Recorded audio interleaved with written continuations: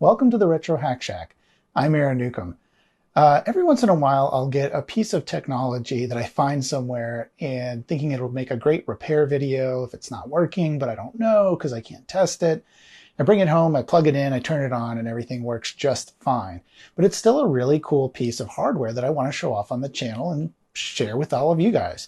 So I'm going to start this new series. I'm going to call it Explore, where it's not necessarily about fixing or repairing, but just showing off and enjoying some pieces of retro hardware that I find interesting.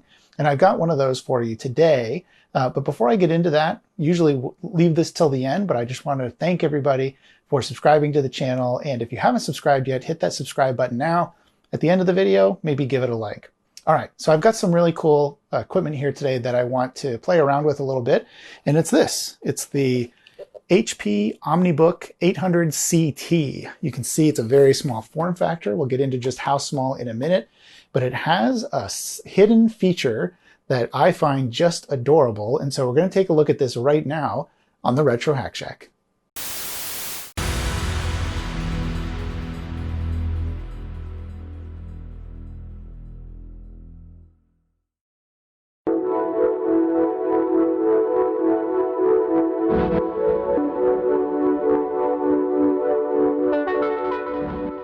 So before I take a look at the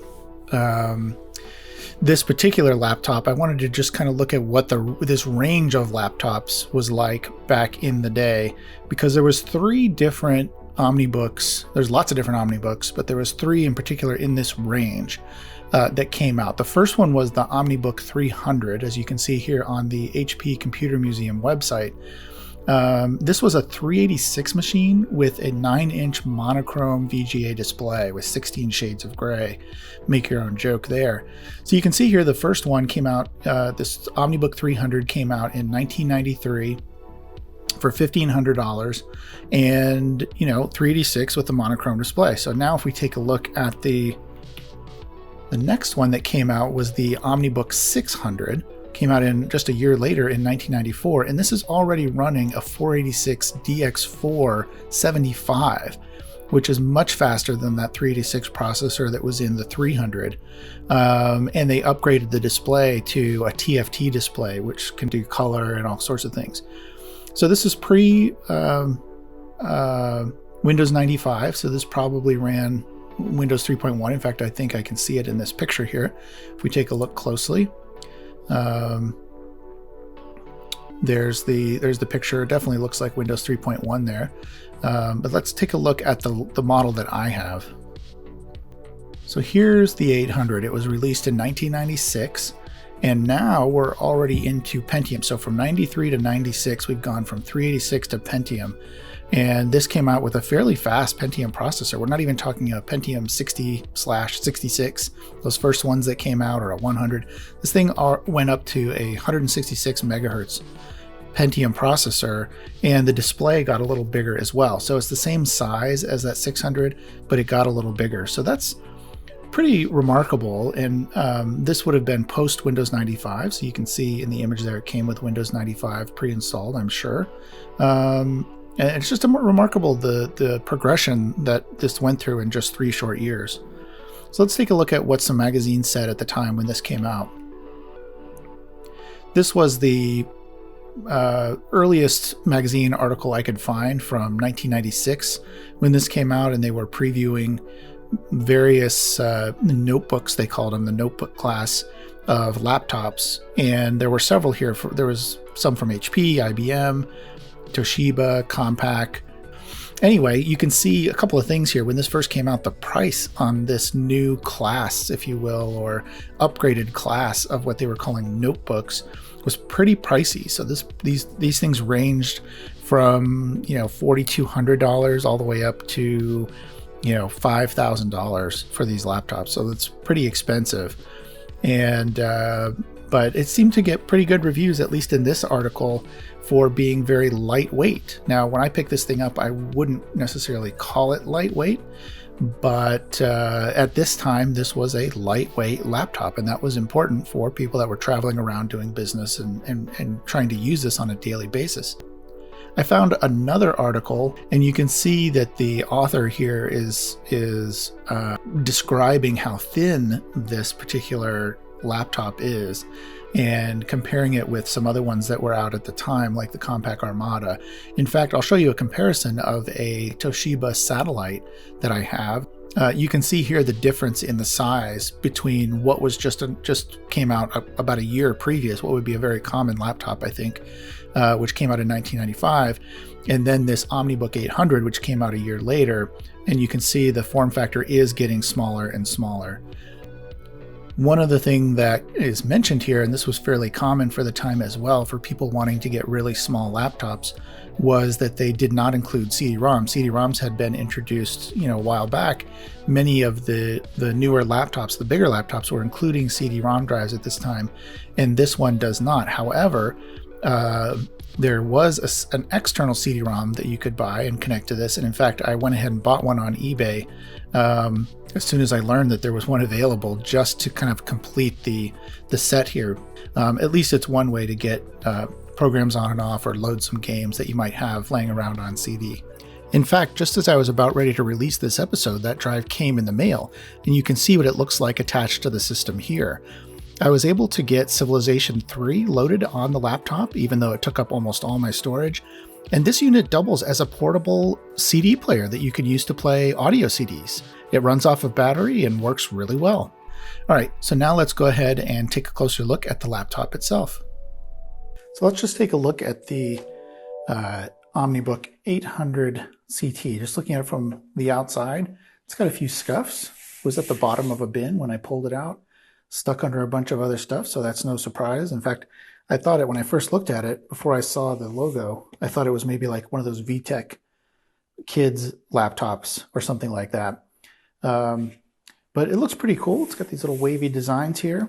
On this side, it's got one PCI MCA slots, I think, slots. And it's got some audio jacks on the side too, one for microphone in, one for headphones, and I think this is line in here. On the back, it's got an infrared port, it looks like here in the middle, if I have to guess. It also has a VGA port, an adapter port for attaching external drives and things. It's got a serial port, it's got a parallel port, and then it's got this other connector as well. And then on this side, there's a reset switch, and I'm going to get to what this is in just a minute.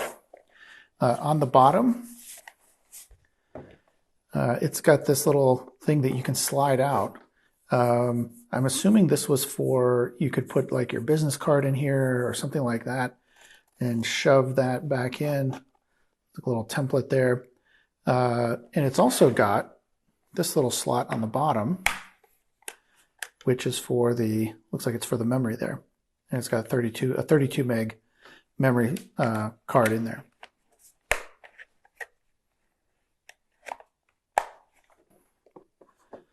This is the battery. Pretty small battery, all things considered. Okay, now let's open it up and take a look at the inside.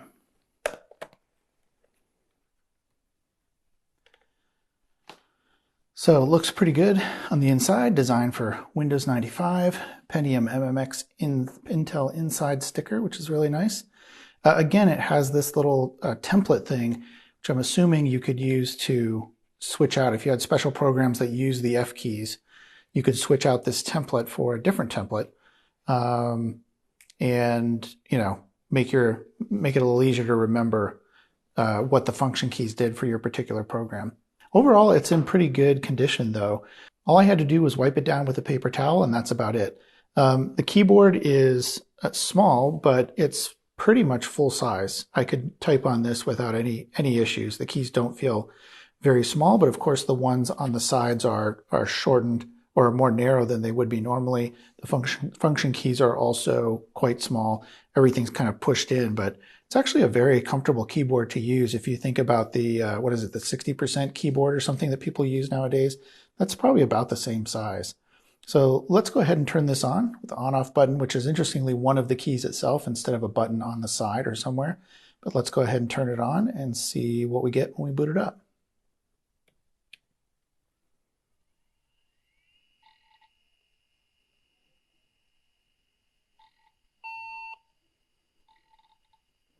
166 megahertz Pentium. You can see down here that we're getting an indication of the battery charge and the fact that we're plugged in, which is kind of nice. I think that's an overlay that HP put in. I'm pretty sure you don't get that standard with Windows 95, but HP added a few things like that. So it's recognizing some of the peripherals, probably the PCM CIA slot. Did I get it right that time? Okay, so we're into the login, at least as far as Windows 95 is concerned. Now, this says use a username and password to log into Windows, but if you remember Windows 95, it really wasn't that secure. All you had to do to bypass this was just to hit cancel on the login and it would boot up. The machine would boot up anyway. So let's do that.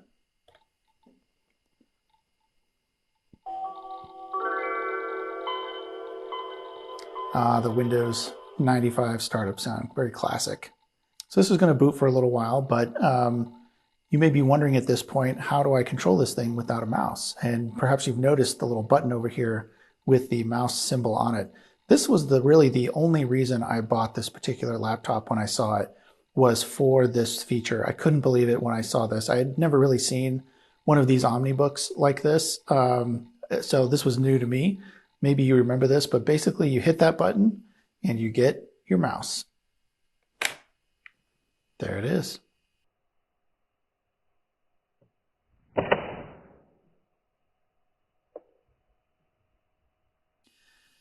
There's the mouse for the computer. And you can see, I don't know if you can see, if I slow down a little bit, you can see I can move this around. I'll come back to this login screen in a minute, but that is the mouse. And you can pop it up if you want. I don't know, this doesn't make any sense to me at all. I guess this was supposed to be for ergonomics, but this just doesn't feel comfortable at all. But look at this little mouse. It's so cute. And you can put it back down. 2-button mouse, really small. And when you're done, when you don't want to use the computer anymore and you're ready to pack up and go home, you simply put this, slide it back in, it clicks into place like that. And you never have to worry about forgetting your mouse anymore at all. So once again, bloop, there's my tiny mouse.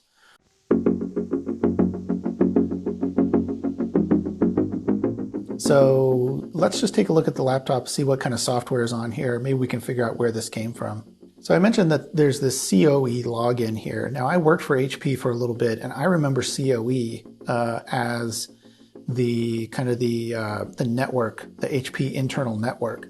So that tells me right away that this was probably an HP laptop, company laptop that someone kept and then gave away at some point. The other thing that makes me think that this is an HP owned laptop is this net access. I'm almost positive that net access, even though I worked for HP a little bit later in like 2002, 2003, I'm almost positive COE and net access were internal HP things. If you work for HP and you can verify that, let me know, but I'm pretty sure this was an HP owned laptop. Maybe it was used by a sales rep out in the field, but you can see we have all of the prerequisite things that would have come with a laptop of this time. We've got Word, we've got PowerPoint, Excel, Binder. So this was before Office, or this was part of, I guess this was part of Office at this point. Of course, we also have the Microsoft network. You always want to log into Microsoft, Internet Explorer. So really cool. Let's fire up Word 97 just for fun.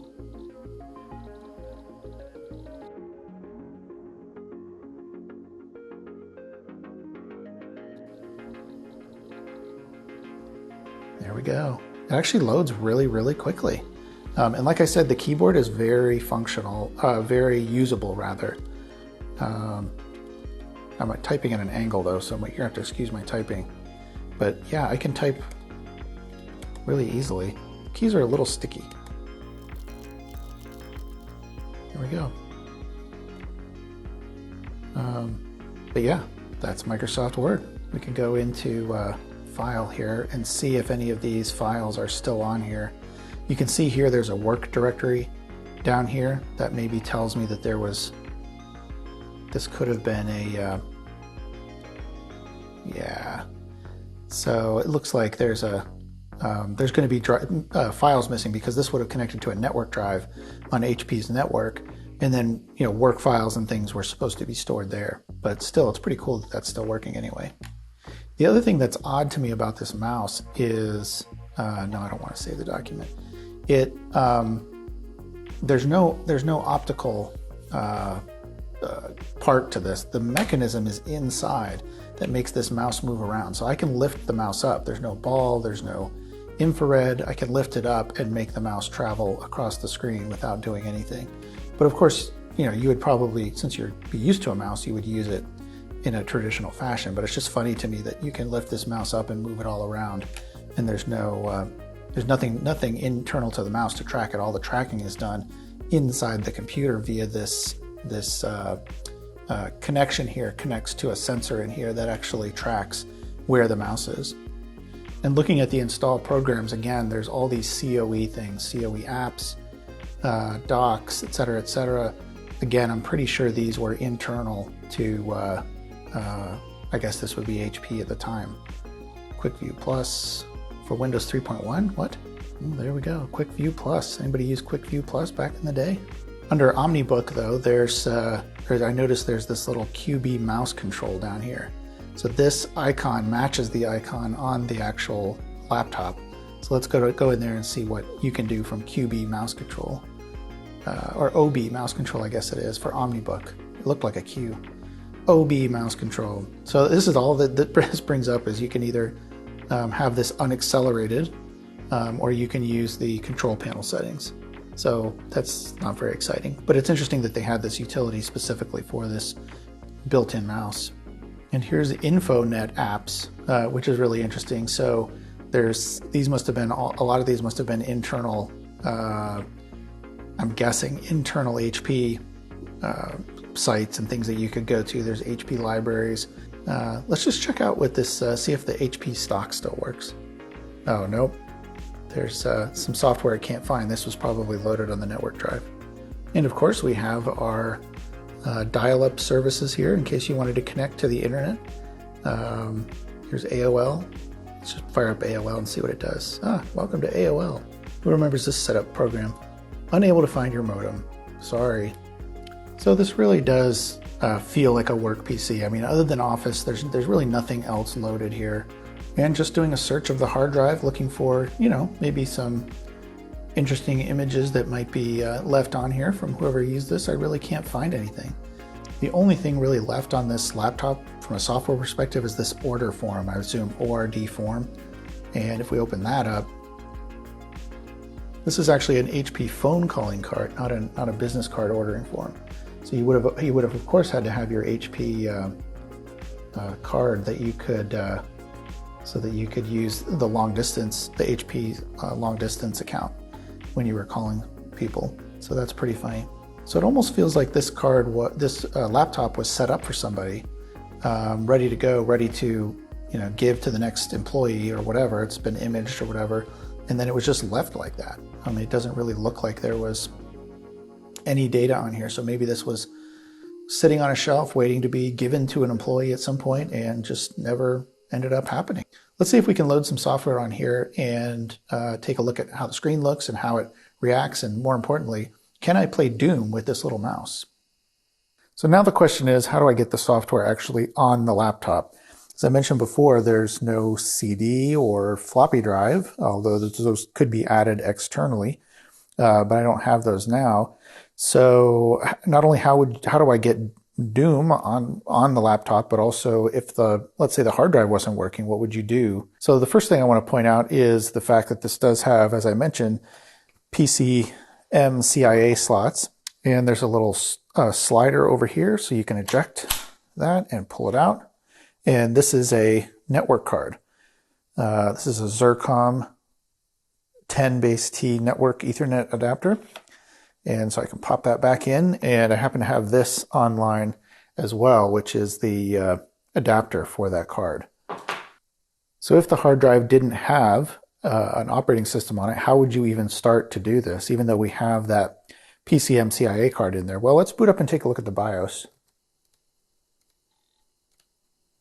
There we go. It took me about 3 times to hit the F2 at just the right time to get it to go into the BIOS. So a couple of interesting things to point out here. One is the memory. It looks like we have a 48 meg of memory, which is great. And then also you can see here you can adjust the serial port, IRQ, and address, and COM port or LPT port, whichever one you want it to be here in the BIOS. That could become important later for when we set up Doom. I'll have to make sure I select the right settings here, although it does look like they're all pretty much the default. So if there was no operating system on this at all, and you did have the external floppy, you could boot directly from a floppy disk. There is no setting here for the CD-ROM, so I'm not sure that that would work actually. And the other thing that I noticed is that it does have PC card mode. So it's possible here that you could boot from this PC card over the network for your first time if you had to. I've always wanted to try that with a Raspberry Pi, to set it up as a network boot image device that I could just set computers to boot over the network and see if that worked. But in this case, I'm not going to be doing that because we have the operating system here. So I'm going to try something else. So those are a few ways that you could get started. You could always take the hard drive out, put it in another system, and load DOS on it, not Windows, because the Windows drivers and things, when you load that, you want to be on the machine that you're actually going to be running, because of the way Windows 95 and 98 and some of those handle the drivers for your particular equipment. It's much better to load it natively than it would be to try to load everything and then move the hard drive back over. But you could load DOS to start with and network utilities in DOS, and then you could transfer software over. For example, you could transfer the contents of a Windows 95 CD-ROM over the network onto the local drive and then do your install from there, which in a lot of cases is the best way to do it anyway. Okay, but we do have an operating system, so let me cancel out of the BIOS here and I'll show you what I did to copy files over. Okay, now we're back up in Windows 95. One thing to note here, there are several ways to transfer files over the network, which is what I was going to do. One is you could always use FTP, and even Internet Explorer 4, I believe, allowed you to use FTP to get into an FTP site, FTP:// site name, and it would bring up a web page with the contents of the FTP server, and I could download content that way. So that's the one easy way to do it. Another option would be to use something like LapLink, which lets you transfer files from one computer to another using a serial or parallel cable. However, that still requires you to get the LapLink software on the laptop to begin with. So maybe you could FTP the LapLink software down, install it, and then transfer files that way. That's another option. Another option is to use a file server, like a NAS file server, and that's what I attempted to do for a couple of hours, actually. It was never successful doing it. But that requires you to sign in. Now remember, sign in to this Windows 95 laptop. All that means is you're putting a username and password. You're basically registering that. You're not really signing into anything at this point. It's not like we think of today when you sign into a website. It goes through and checks your credentials. You can basically put anything you want in these fields. So I'm going to put my username and password that I'm going to use, that I would have used if it would have worked, to sign into my NAS device. And it'll go ahead and finish signing in to Windows 95. Ultimately, the way that I decided to go ahead and do this was to share a drive. So you can do that simply by opening up Windows Explorer and then go to the directory that you want to share. This paradigm hasn't really shifted in all the years of Windows. Basically, you just right-click on it, go down to sharing, put the name that you want to share the thing as, whether you want it to be read-only, full access, dependent on password. And then this is something I always did, although I shouldn't have. Maybe you did this too. I just left the password blank to make it easier to access. I should have never done that back in the day, but there really wasn't the same kind of threats that there are today with someone getting into your device. I just wanted to make it easy. And now that that's shared, I can now access it from another Windows device. So if you have an older version of Windows, Windows 7, Windows XP, any of those should work fine. However, I did discover a problem when trying to access this from my Windows 10 desktop. And let me just show you how I solved that in case you wanted to transfer files this way too. This only applies to newer versions of Windows 10. Okay, so it appears that on recent versions of Windows 10, unfortunately, what they've done is they've taken out support for SMB1. Now, SMB, or as it's sometimes known, Samba, is the protocol that Windows uses, or used, I should say, back in the day to communicate. It's still sometimes called SMB, although they've shifted now to CIFS. I'm not going to go into the difference between SMB and CIFS, but basically it's kind of the same thing. But that's the protocol that that they've used to communicate on a network back and forth, so that you can read the file system from a Windows type device. But unfortunately, Windows 10, Microsoft, in their glorious vision, has decided to remove support for SMB1, which means for some of the older operating systems like Windows 95, 98, maybe XP. At some point, they shifted to SMB2. But you're not going to be able to read those file systems over the network from a Windows 10 device, which is what I want to do. So I'm going to show you how to re-enable that so that you can do this at home if you want to transfer files this way. First thing you have to do is look for Control Panel. Now, it appears that Microsoft is also trying to hide Control Panel as well, but you can it'll still pop up if you just type in Control Panel at the Start menu.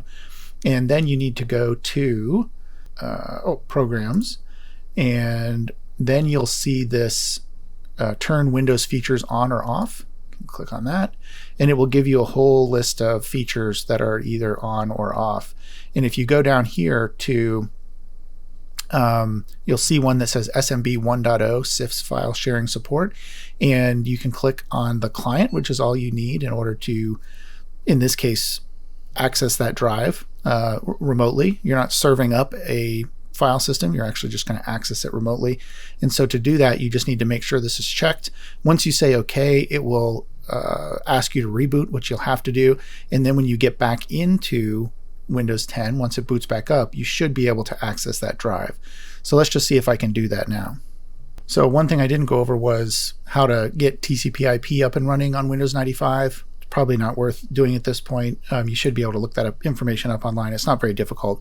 You just have to go into network settings and add some adapters if they're not already there. Most likely, they're probably already going to be there.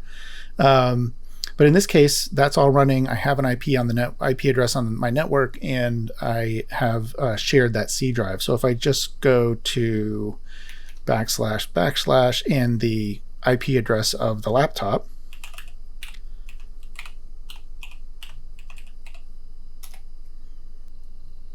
and now I can see that drive that I shared here. It just pops right up, and I can go in there and take a look at all the files. So I will move, let's move Doom over to this hard drive on the laptop across the network. Here it is. I'm just going to drag that across, make sure that I don't put it in one of these folders, but I want it in the root of the C drive. And you can see for typical file sizes of this era, it's not going to take too long actually to transfer these files over. Granted, if I was trying to transfer megabytes and megabytes of information, it would take longer, but games and programs of this era are going to be fairly small anyway. And there it is. It should now be on the where it is now, on the hard drive of the laptop. So now we can go test out Doom. Okay, so I've transferred the files over to Doom. Let's see if this laptop will run Doom. So the first thing I need to do is shut this down into DOS mode. Let's pop out the handy dandy mouse. Love it. Start, shut down, restart in MS-DOS mode. Yes. Yes, I want to continue. So let's go to the Doom folder.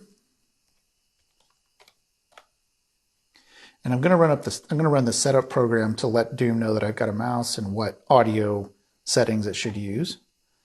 So choose music sound card. We'll go with Sound Blaster. And here's where it asks me for those address ports like it did back in the day. Good to know that those are options I can set from the BIOS. And sound effects card, Sound Blaster. Yep. Yep. Everything here should be default, I believe. And set controller type, we'll do keyboard and mouse. And I think that's it. Here we go. Will it work? Yes, it does. Does the mouse work?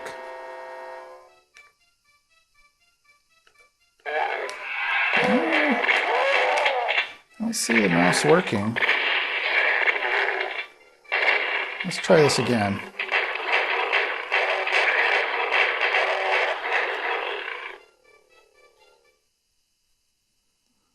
Let's run setup one more time. Controller type, keyboard and mouse. Configure controller. Oh, here we go. Controller configuration, mouse. Mouse is not detected. Interesting. Oh, I know why. I need to load up the mouse driver, I bet. Let's do that real quick. So I remember there's a folder on here called mouse. Let's see if I can find it. Mouse, and there should be a program called mouse. There is. There we go. Mouse driver loaded. So I can go back to the Doom folder. And run setup again just to make sure it's working. Select controller type, keyboard and mouse. Configure controller, mouse. Ah, now it's working. Cool. F10 to accept and save parameters and launch Doom. Oh, we know the sound's working as well, which is great. It's a little loud, but I think I can change that from the menu. Let's see if this, yep. And the mouse is working fine. Let me turn down the sound just a little bit. Sound volume. New game. This is the demo version, so I've only got one level to play. There we go. It is working. Now I do have to use the arrow keys, if I remember correctly. Yep. Cool. Gotta get an enemy over here so I can see if the... Why can't I move? Hung up on something. There we go. Where's some enemies that I can shoot at?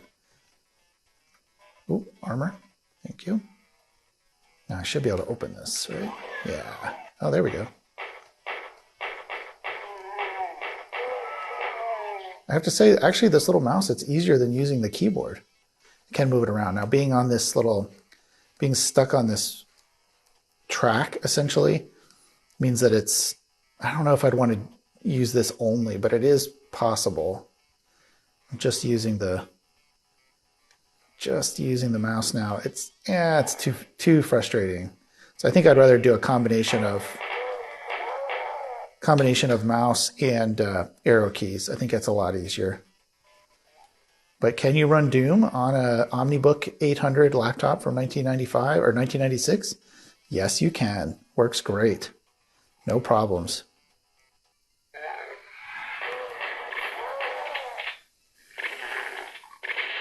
Okay, so with Doom playing in the background, that's going to wrap it up for this edition of the Retro Hack Shack. If you want to subscribe, I'd really appreciate it. Definitely like the episode and sign up as a Patreon. Until next time, thanks for watching.